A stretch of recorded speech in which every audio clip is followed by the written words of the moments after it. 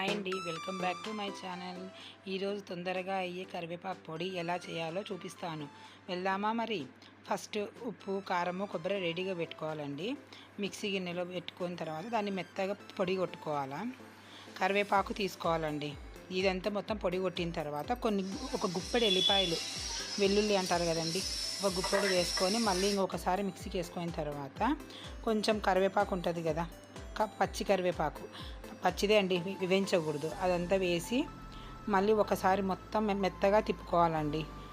కొంచెం బాగా మెత్తగా తిప్పుకుంటే బాగుంటుంది. ఒక పెన్నంలో ఒక 4 స్పూన్స్ ఆయిలు, పోపు గింజలు, కరివేపాకు వేయలేదండి, కరివేపాకు పొడి కాబట్టి కొంచెం శనగబాయలు అన్నీ వేసి వేగిన తర్వాత మనం మిక్సీ పట్టుకున్న ఈ కరివేపాకు పొడి ఉంటుంది కదండి, ఇదంతా మొత్తం దాంట్లో సిమ్ములో పెట్టుకొని నిదానంగా దూరగా వేయించుకోవాలండి. పూర్తి డ్రైగా వేయించుకుంటే అన్నంలో తినడానికి రాదండి. కొంచెం పొడి పొడిగా సిమ్ములో పెట్టుకొని వేయించుకుంటే బాగుంటుందండి. మనకు కావాల్సిన కరివేపాకు పొడి రెడీ అండి. దీన్ని వేడి వేడి అన్నంలో కొంచెం నెయ్యి వేసుకొని తింటే సూపర్గా ఉంటుంది. హెల్త్కి కూడా చాలా చాలా మంచిదండి. ఒకసారి ట్రై చేసి చూడండి మీరు కూడా.